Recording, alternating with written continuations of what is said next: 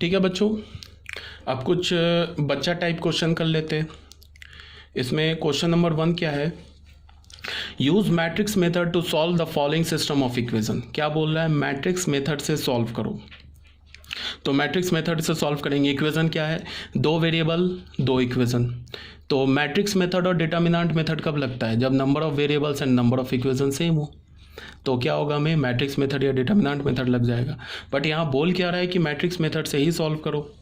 अब कुछ बच्चे बोलेंगे कौन सी बात हो गई, यहाँ एक्स वाई ये तो लीनियर इक्वेशन इन 2 वेरिएबल है। तुमने जहाँ क्रॉस मल्टीप्लिकेशन यूज़ कर लिख के एक्स वाई का वैल्यू निकाला तो मार्क्स 0 मिल जाएंगे। ये बोल रहा है मैट्रिक्स मेथड, तो मैट्रिक्स मेथड से ही सॉल्व करके दिखाएंगे। The given system of equation can be written as, ऐसे लिखा, उसको हमने ऐसे लिख लिया, A x is equal to B form में, X is equal to B form में। ए हमारा ये मैट्रिक्स है, एक्स ये मैट्रिक्स है, वाई बी मैट्रिक्स ये हो गया। अब हमने डिटर्मिनेंट ऑफ ए यानी डेल्टा कैलकुलेट किया, वो मिल गया 24, जो कि 0 के इक्वल नहीं है। 0 के इक्वल नहीं है तो फिर क्या हो जाएगा, कंसिस्टेंट होगा, यूनिक सॉल्यूशन होगा।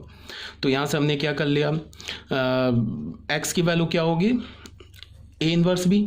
ए इन्वर्स के लिए क्या करते हैं, 1 अपॉन डिटर्मिनेंट है, डिटर्मिनेंट है 24 डाल दिया।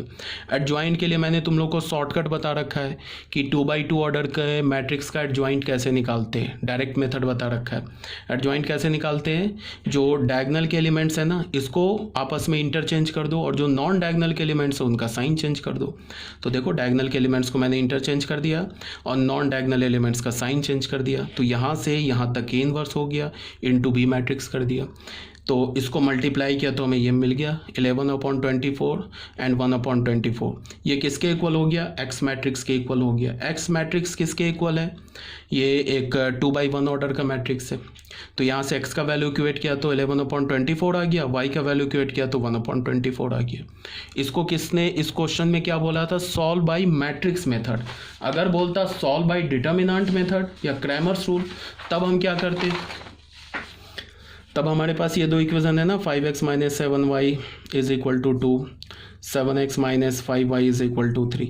या हम डेल्टा कैलकुलेट करते हैं। डेल्टा क्या हो जाता, 5 - 7 7 - 5, ये क्या हो जाता, -25 +49, ये तो 24 आ जाता।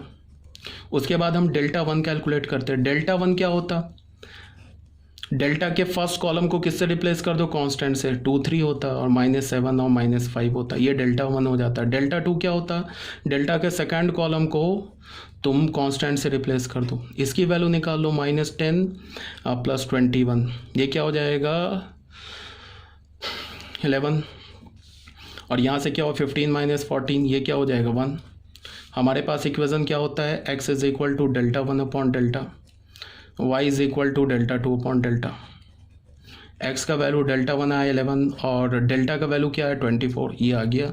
और y का वैल्यू डेल्टा क्या है, डेल्टा 2 क्या 1 और डेल्टा क्या 24, ये हमारा आंसर आ गया। यही आंसर आया ना हमारे पास मैट्रिक्स मेथड से। तो ये हमने सॉल्व किया किससे, क्रैमर्स रूल से। और ये सॉल्व किससे किया हुआ है, गॉस जॉर्डन मेथड से, मीन्स मैट्रिक्स मेथड से। अगर तुम्हें क्वेश्चन में बोले कि गॉस जॉर्डन मेथड यूज़ करो, मैट्रिक्स मेथड यूज़ करो, तो तुम ऐसे यूज़ करोगे। अगर तुम्हें बोलो कि क्रैमर्स रूल से सॉल्व करो, फिर तुम ऐसे सॉल्व कर लोगे। ठीक है, अब ऑब्वियस ही बात है, ऐसा क्वेश्चन तो बोर्ड में आ सकता है, कोई जेईई मेंस में एडवांस में तो ऐसा क्वेश्चन आएगा नहीं, बट फिर भी ये क्वेश्चन देख लिया हमने। ठीक है, यहाँ तक क्लियर होनी चाहिए बात। अब आ जाओ बच्चों क्वेश्चन नंबर 2 में।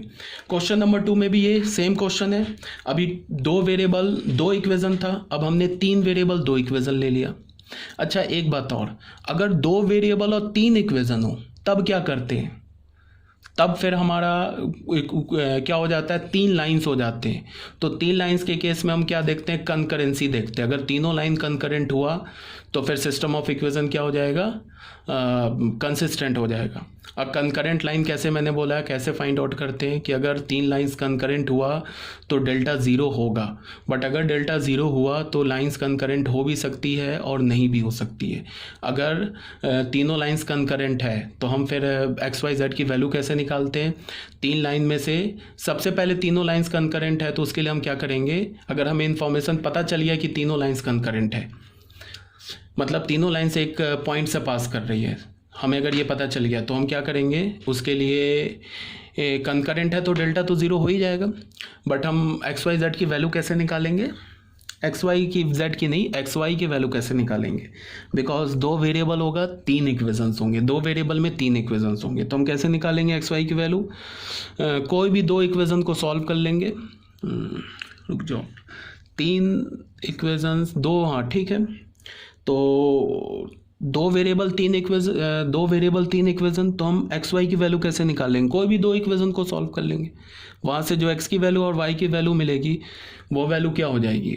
वही वैल्यू होगी जिस एक्स की वैल्यू और वाई की जो वैल्यू मिलेगी उसी पॉइंट से वो तीनों लाइन पास करेगा। ठीक है, खैर रहने दो, वो तो ऑलरेडी डिस्कस कर रखा है। बट अब यहाँ पे हमारे पास क्या है, इस पे आ जाओ। ये क्वेश्चन नंबर 2 में क्या बोल रहा है? क्वेश्चन नंबर 2 में तीन वेरिएबल्स हैं और तीन इक्वेशंस हैं।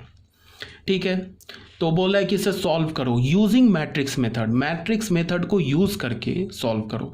तो सबसे पहले हमने इस तीनों इक्वेशंस को लिख लिया, मतलब यहाँ पे y मिसिंग है, तो y मिसिंग है इसका मतलब y का कोफिशिएंट क्या है? 0, यहाँ लिख लिया। यहाँ z मिसिंग है तो इसका मतलब z का कोफिशिएंट क्या है? 0, उसको ऐसे लिख लिया। उसके बाद हमने इस सिस्टम ऑफ इक्वेशन को ax is equal to b के फॉर्मेट में लिख लिया।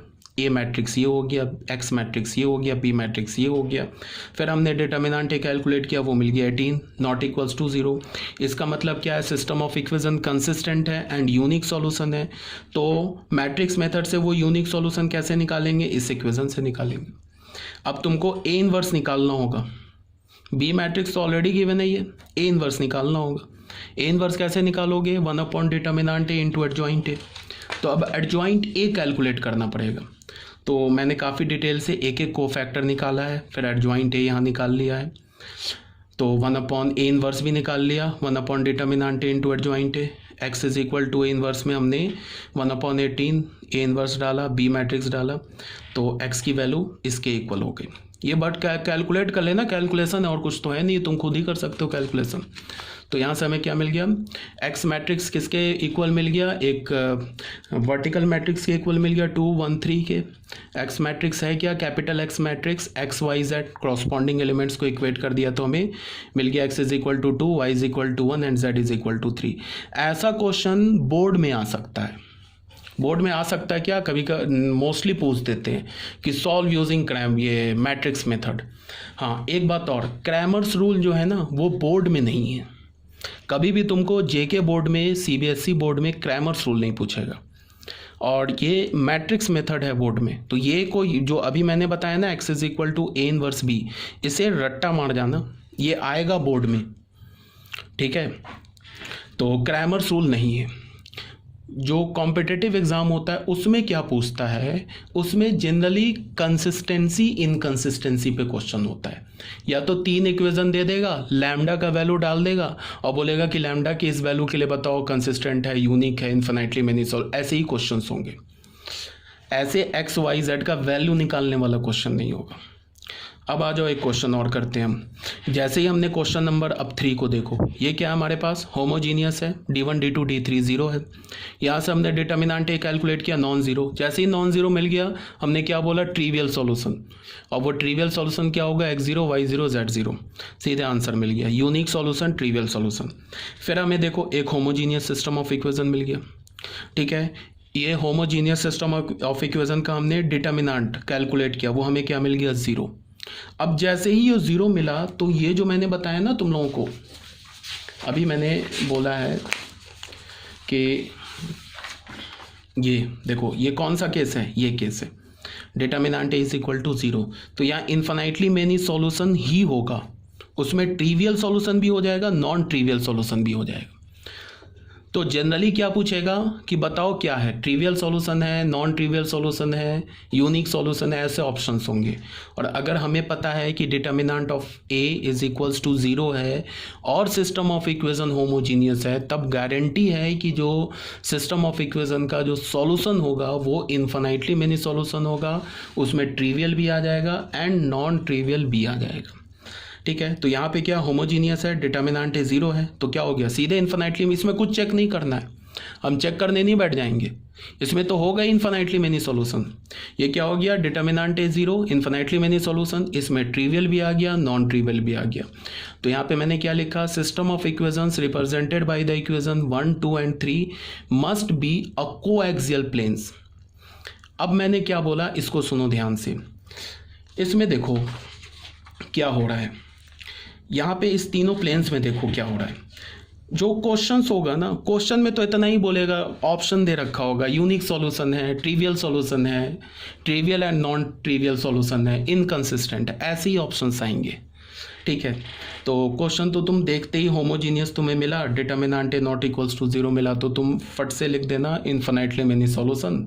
अगर ऑप्शन है, अगर ऐसा ऑप्शन है infinitely many solution with trivial and non trivial, तो वो ऑप्शन हो जाएगा। ऐसा भी ऑप्शन हो सकता है infinitely many solution except trivial solution, तो वो ऑप्शन गलत हो जाएगा, बिकॉज हमें पता है कि होमोजीनियस में जब भी इन्फिनाइटली मेनी सॉल्यूशन आएगा उसमें ट्रिवियल भी होगा एंड नॉन ट्रिवियल भी होगा। ठीक है, तो वो फिर गलत हो जाएगा। यहाँ पे मैंने थोड़ा डिटेल कर दिया है इसको समझाने के लिए। यहाँ पे मैंने क्या बोला है कि trivial solution non trivial solution दोनों होगा। अब यहाँ क्या हो रहा है,